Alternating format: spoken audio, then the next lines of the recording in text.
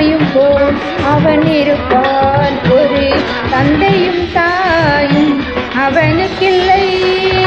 அந்நாள் தொடங்கி இந்நாள் வரையில், அந்நாள் தொடங்கி இந்நாள் வரையில் அவன் எங்கே எதுவுமே நடப்பதில்லை. அவன் எங்கே